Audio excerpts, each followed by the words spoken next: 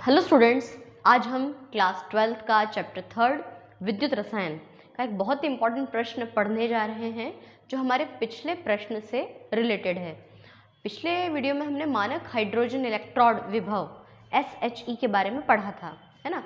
अब हमने उस टॉपिक में क्या पढ़ा था कि जो SHE होता है वो एक प्रकार का संदर्भ इलेक्ट्रोड होता है। उसको यदि आप किसी अन्य इलेक्ट्रोड के साथ जोड़ते हो तो वो ऑक्सीकरण और अपचयन दोनों तरह का काम कर लेता है। मैंने कल आपको एक चित्र बनाकर समझाया था कि जब हम SHE को लेफ्ट साइड में जोड़ते हैं तो उस पर ऑक्सीकरण होता है, वो एनोड होता है ना, वो लेफ्ट साइड में होता है। आपको लोन शब्द याद होगा ना कि जो लेफ्ट साइड में होता है उस पर ऑक्सीकरण की क्रिया होती है और वो एनोड कहलाता है जो कि नेगेटिव होता है। तो SHE दोनों तरह का काम करता है। लेफ्ट में आने पर उस पर ऑक्सीकरण होता है, तो उसके राइट में कौन था? कॉपर, है ना। तो लेफ्ट में तो हाइड्रोजन था जिसके मानक अपचयन विभव का जो मान था वो 0 वोल्ट आ रहा था, और जो हमारा कॉपर था उसके मानक अपचयन विभव का मान -0.34 आया था। लेकिन यहाँ पर आपको दिख रहा है कि जो कॉपर है उसके मानक अपचयन विभव का मान 0.34 आता है, ठीक है। तो ये जो आपको बोर्ड पर दिखाई दे रहा है ये क्या चीज़ है? ये है विद्युत रासायनिक श्रेणी। SHE की मदद से हमने बहुत सारे इलेक्ट्रोडों को उसके साथ रखा।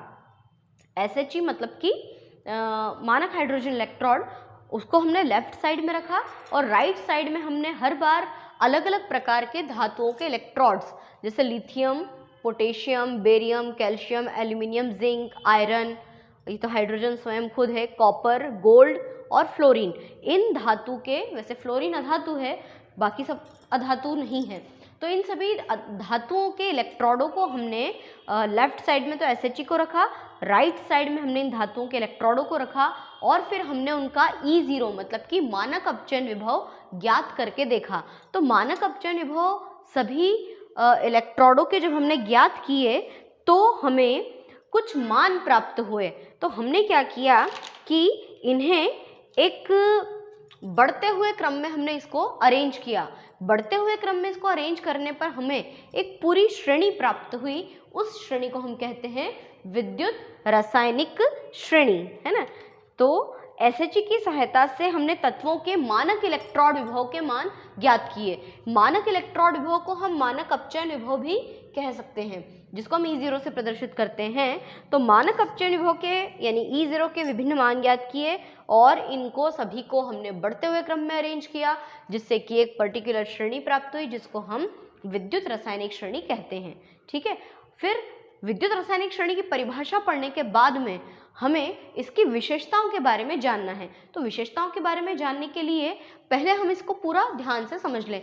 जो कॉर्नर्स पे लिखा है उसके बारे में हम बाद में बात करेंगे। देखिए, ये लिथियम का इलेक्ट्रोड है और जितनी भी आपको यहाँ पे समीकरण दिखाई दे रही हैं वो सारी अपचयन अभिक्रिया है। अपचयन किसको कहते हैं? इलेक्ट्रॉनों को त्यागना अपचयन कहलाता है। तो जितने भी lithium ion, potassium ion, barium ion, calcium ion, aluminium ion, इन सबके ब्रैकेट में AQ लिखना है। मेरे पास जगह कम थी इसलिए मैंने नहीं लिखा, लेकिन आप सभी जानते हैं कि जब किसी धातु परमाणु पर आवेश होता है, धनात्मक आवेश, या मान लो किसी अधातु पर ऋणात्मक आवेश भी क्यों ना हो, तो वो एक्वस फॉर्म में होते हैं।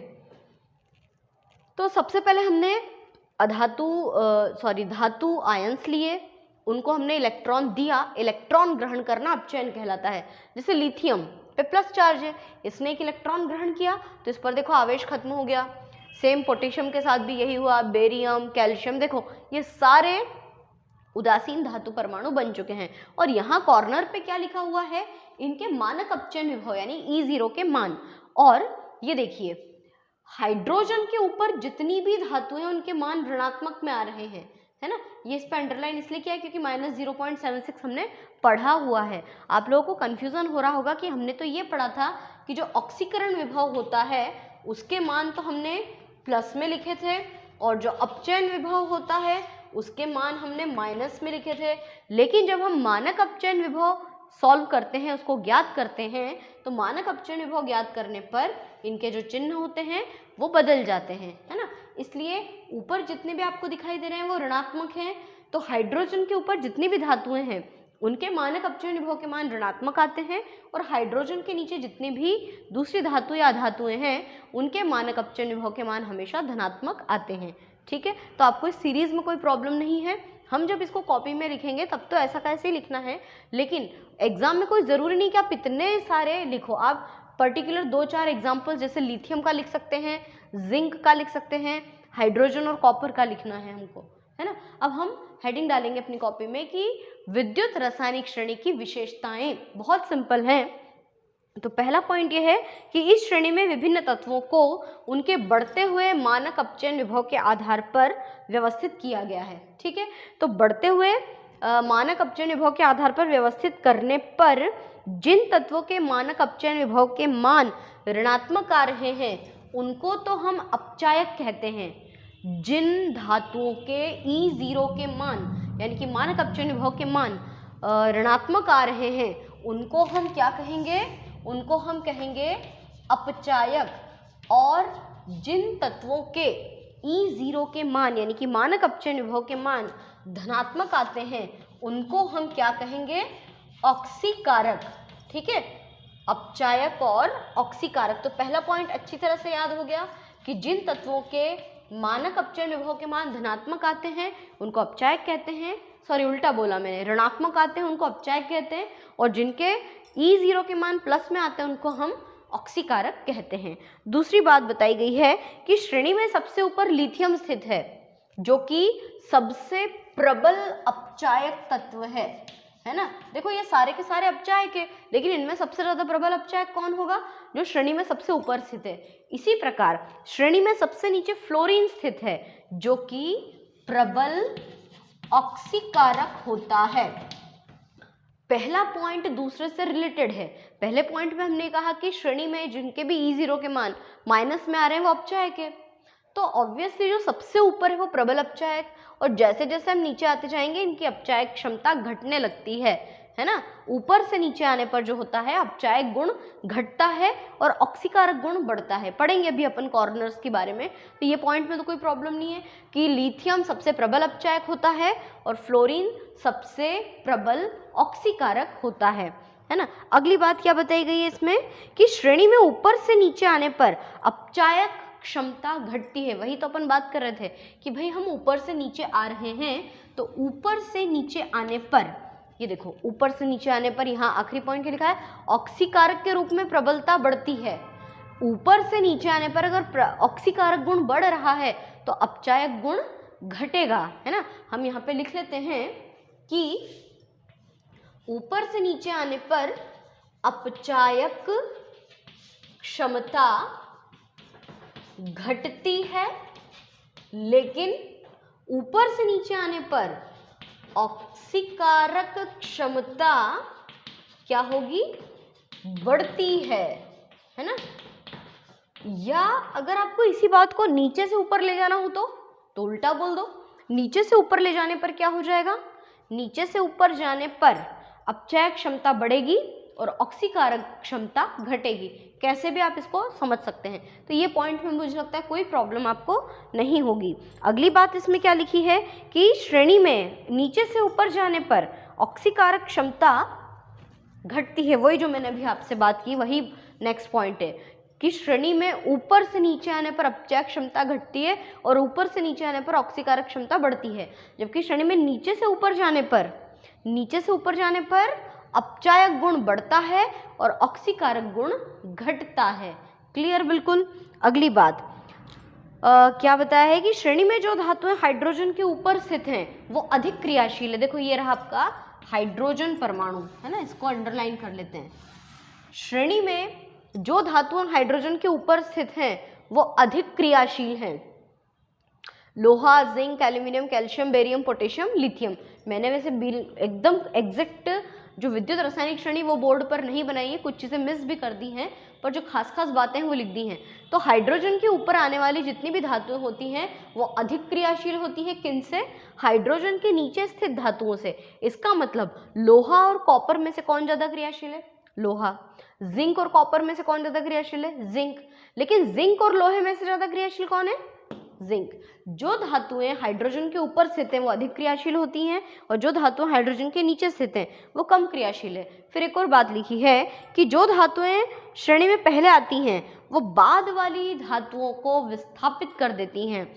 मतलब जो धातु ऊपर है वो अपने से नीचे वाली धातु से ज़्यादा क्रियाशील है तो वो नीचे वाली धातु को विस्थापित भी कर सकती है। जैसे जिंक और आयरन की यदि अपन बात करें तो जिंक जो है वो आयरन को उसके लवण से विस्थापित कर सकता है या जिंक कॉपर को उसके लवण से विस्थापित कर सकता है। कैसे, देखते हैं। आप लोगों ने पढ़ा होगा ये कि जैसे मान लो लिखा है Zn plus CuSO4 zinc plus copper sulphate, तो जिंक जो है वो विद्युत रासायनिक श्रेणी में ऊपर स्थित है इसलिए वह अधिक क्रियाशील होता है और अधिक क्रियाशील होने के कारण ये क्या करता है, ये कॉपर को उसके स्थान से विस्थापित कर सकता है। मतलब आगे बनेगा ZnSO4 प्लस Cu। क्या करा जिंक ने, कॉपर को उसकी जगह से हटा दिया। अगर आप उल्टा सोचें कि कॉपर प्लस ZnSO4 है तो ऐसा कभी भी नहीं होगा कि कॉपर जिंक को उसके स्थान से हटा दे, ये गलत समीकरण है, ऐसा बिल्कुल भी नहीं होता है। कॉपर कम क्रियाशील है तो जिंक उसको अपने स्थान से विस्थापित कर सकता है। अगली बात, जो धातुएं हाइड्रोजन के ऊपर स्थित हैं वो अम्ल से क्रिया करके हाइड्रोजन गैस मुक्त करती हैं। जो धातुएं हाइड्रोजन के ऊपर स्थित हैं वो अम्ल से क्रिया करके हाइड्रोजन गैस मुक्त करती हैं। कैसे, देखते हैं अपन। जैसे कि जिंक की क्रिया H2SO4 से करा दो। आप लोगों ने 11th क्लास में हाइड्रोजन गैस बनाने की प्रयोगशाला विधि पढ़ी होगी, उसमें हमने बात की थी कि दानेदार जस्ते में सल्फ्यूरिक एसिड डालते हैं तो देखो क्या होगा, यहाँ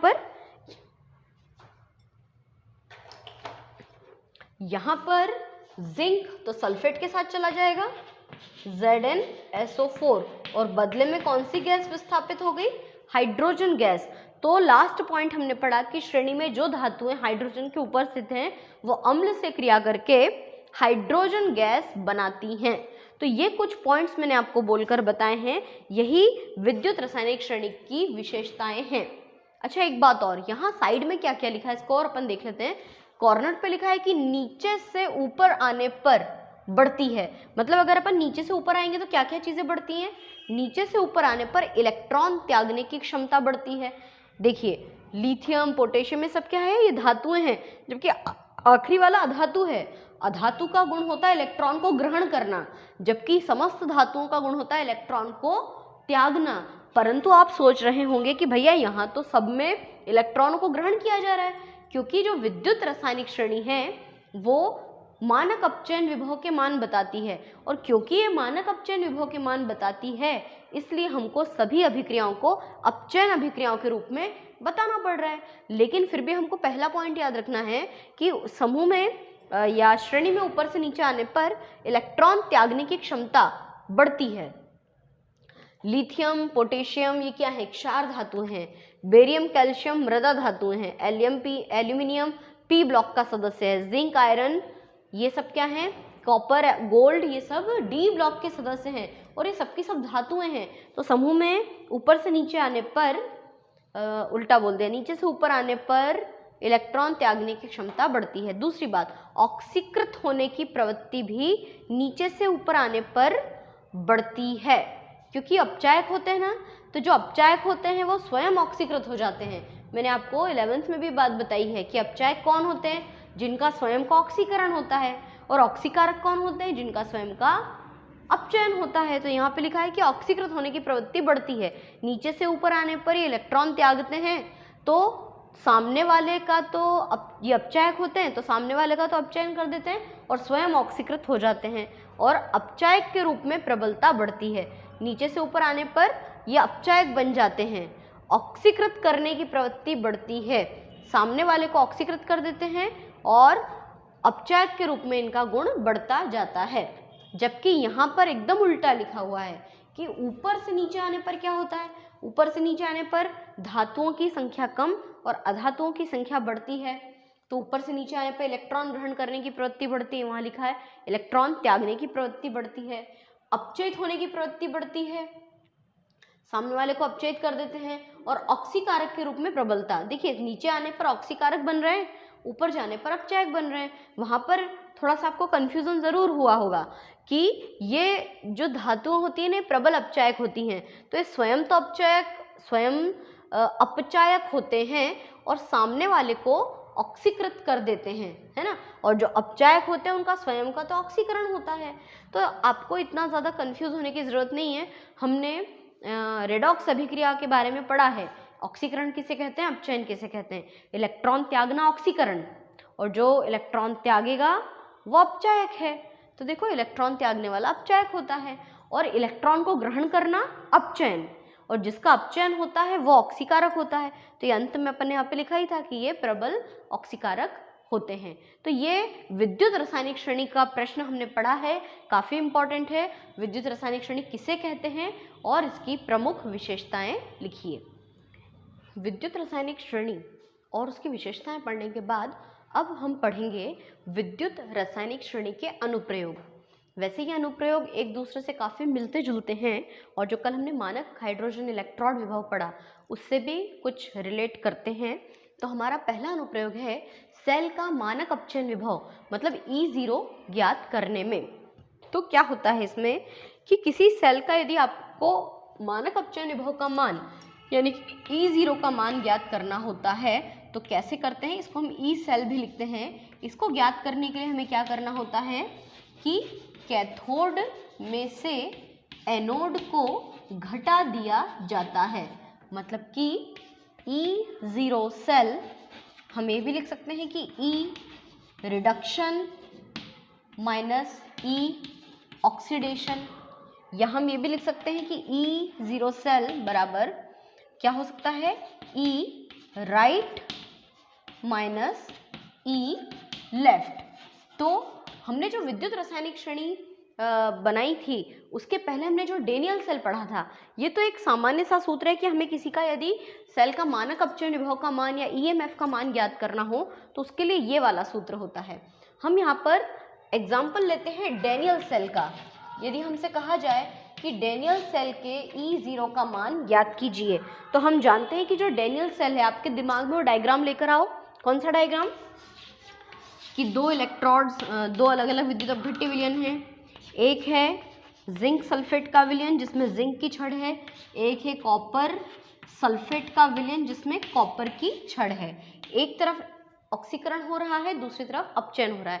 तो हम डेनियल सेल का E0 कैसे ज्ञात करते हैं, देखिए हम इसको ऐसे भी लिख सकते हैं। एक तरफ जिंक धातु की छड़ है और ऑब्लिक में क्या है, जिंक आयन बन जाते हैं ना जब वो इलेक्ट्रॉन त्याग देता है, तो हम इसको लिखते हैं AQ, मतलब कि इसको लिखा जाता है एक्वस, है ना। और यहाँ पे बीच में लवण सेतु लगा हुआ है, और फिर इस तरफ हम देखते हैं कि कॉपर के आयंस होते हैं और ऑब्लिक कॉपर की ठोस छड़ होती है। ये नेगेटिव यानी एनोड है और ये पॉजिटिव मतलब कि ये कैथोड है ना। अब विद्युत रासायनिक श्रेणी में हम जानते हैं कि इसका जो इलेक्ट्रोड विभव का मान था, इसके इलेक्ट्रोड विभव का मान कितना आया था, इसके इलेक्ट्रोड विभव का मान आया था -0.76 वोल्ट, है ना। अभी हमने जो विद्युत रासायनिक श्रेणी निकाली उसके अकॉर्डिंग, और इसका मान आया था +0.34 वोल्ट। याद आया आपको, इस तरह से इसकी वैल्यूज आई थी। अब हम सूत्र में मान रखते हैं। सूत्र में मान रखने पर यानी कि यदि हमको इसका E सेल ज्ञात करना है ना, E सेल ज्ञात करना है यानी कि मानक अपचयन विभव का मान ज्ञात करना है, तो हमें इसको कैसे लिखना पड़ेगा, इसको हम ऐसे लिखेंगे। क्या लिखा है, cathode minus anode, reduction into minus oxidation, right into left. तो लेफ्ट में तो ये है और राइट में वो है, तो हम इसको कैसे लिखेंगे, E copper ion oblique copper minus, यहाँ पे क्या लिखेंगे, E zinc oblique zinc ion. तो आपको अगर इसके E सेल का मान निकालना है तो इसका मान कितना है, -0.76 वोल्ट, माइनस इसका मान कितना है, +0.34 वोल्ट। ठीक है, अब माइनस प्लस माइनस, ये माइनस है ना, इसको इसमें से घटाना है, तो इसका जो उत्तर आता है वो 1.1 वोल्ट आता है, और जो वैल्यू आएगी हमारी वो प्लस में आती है। तो इस तरीके से हम किसी भी सेल के मानक अपचयन विभव का मान और उसके ईएमएफ का मान भी ज्ञात कर सकते हैं। जो हमारा दूसरा पॉइंट है रेडॉक्स अभिक्रिया के संपन्न होने की संभावना ज्ञात करने में, वो भी सेम इसी की तरह है कि हमने वही दोनों जो डैनियल सेल में से अलग अलग अर्ध सेल लिए थे। रेडॉक्स अभिक्रिया में ये बताया गया है कि यदि मान लीजिए कि जो हमारा ये ई सेल यानी कि मानक अपचयन विभव का मान, यदि ये मान धनात्मक आता है, यदि ये मान धनात्मक आता है तो रेडॉक्स अभिक्रिया होगी, रेडॉक्स अभिक्रिया की संभावना है। कब? यदि मान पॉजिटिव आता है तब। लेकिन अगर ये मान नेगेटिव आता है, ऋणात्मक आता है, तब रेडॉक्स अभिक्रिया की संभावना बिल्कुल भी नहीं होगी। तो इस पॉइंट में हम ये लिख सकते हैं कि रेडॉक्स अभिक्रिया के संपन्न होने की संभावना ज्ञात करने में, तो हम आगे लिखेंगे कि विद्युत रासायनिक श्रेणी के द्वारा हम किसी भी सेल के मानक अपचयन विभव के मान इस तरह से ज्ञात कर लेते हैं, और जब मानक अपचयन विभव के मान ज्ञात हो जाते हैं तो यदि वो मान धनात्मक है तो रेडॉक्स अभिक्रिया के होने की संभावना 100% होती है, और यदि मानक अपचयन विभव के मान ऋणात्मक आते हैं तो रेडॉक्स अभिक्रिया बिल्कुल भी नहीं होती है ना। तीसरी बात, ऑक्सीकारक और अपचायक की क्षमता ज्ञात करने में, तो अभी हमने बात की थी ना कि ऊपर से नीचे आने पर ऑक्सीकारक गुण बढ़ता है और नीचे से ऊपर जाने पर अपचायक गुण बढ़ता है। तो हम यदि विद्युत रासायनिक श्रेणी को फिर से देखेंगे तो हमको पोजीशन अच्छी तरह से पता है कि जो हाइड्रोजन के ऊपर हैं वो अपचायक हैं और लिथियम सबसे प्रबल अपचायक है। जैसे जैसे लिथियम से नीचे potassium, barium, calcium, magnesium, aluminium, zinc, iron ये आते जाते हैं तो इनकी अपचायक क्षमता घटती है ऊपर से नीचे आने पर। लेकिन जैसे हम नीचे और जाते हैं तो ऑक्सीकारक प्रवृत्ति बढ़ जाती है। तो विद्युत रासायनिक श्रेणी को देखकर हम इनके ऑक्सीकारक और अपचायकों की क्षमता को बहुत अच्छे से ज्ञात कर सकते हैं। अगली बात, धातुओं द्वारा अम्ल से क्रिया कर हाइड्रोजन मुक्त करने की क्षमता। इसके लिए भी मैंने एक पॉइंट बताया था कि जो धातुएं हाइड्रोजन के ऊपर स्थित हैं वे क्या करती हैं, वे अम्ल से क्रिया करके हाइड्रोजन गैस मुक्त करती हैं। इसको भी अपन लिख कर देख लेते हैं। जैसे आपको विद्युत रासायनिक श्रेणी याद हो तो हाइड्रोजन के ऊपर आयरन था, उसके ऊपर जिंक था, इसके नीचे कॉपर था, इसके नीचे गोल्ड था, है ना। तो जो धातुएं हाइड्रोजन के ऊपर स्थित हैं, यदि हम उन धातुओं की क्रिया किसी भी अम्ल से करा दें तो ये बन जाएगा ZnSO4 प्लस हाइड्रोजन, तो वो हाइड्रोजन गैस उत्पन्न करेगी। Fe की क्रिया मान लो अपन HCl से कराते हैं तो FeCl2 बन जाएगा, हाइड्रोजन गैस मुक्त हो जाएगा। परंतु यदि हम हाइड्रोजन के नीचे स्थित धातु की क्रिया किसी भी अम्ल से कराते हैं, है ना, जैसे मान लो मैंने इसकी क्रिया H2SO4 से करा दी तो ये ऐसा नहीं करेगा, मतलब कॉपर सल्फेट तो बन जाएगा पर हाइड्रोजन गैस बिल्कुल भी मुक्त नहीं होगी। और गोल्ड तो क्योंकि बिल्कुल उत्कृष्ट गैस है, किसी से क्रिया नहीं करता है। तो ये पॉइंट भी एकदम क्लियर है कि धातुओं द्वारा अम्ल से क्रिया कर हाइड्रोजन मुक्त करने की क्षमता किनमें होती है, उनमें जो हाइड्रोजन से ऊपर स्थित होते हैं। आखिरी बात, सेल के साम्य अवस्था स्थिरांक की गणना करना। हम विद्युत रासायनिक श्रेणी की सहायता से किसी भी सेल के ईएमएफ का मान ज्ञात कर सकते हैं और उसकी सहायता से हम उसके साम्य स्थिरांक k की गणना भी कर सकते हैं। लेकिन कैसे करना है इसका डिटेल हमको बड़ी कक्षाओं में पढ़ने को मिलेगा। तो ये कुछ 5 अनुप्रयोग हैं। तो ये विद्युत रासायनिक श्रेणी का एक टॉपिक था। प्रश्न कैसे आएगा, विद्युत रासायनिक श्रेणी किसे कहते हैं, इसकी विशेषताएं लिखिए, साथ ही इसके अनुप्रयोग लिखिए, जिनमें से अनुप्रयोग वाला पोर्शन ज़्यादा इम्पॉर्टेंट है।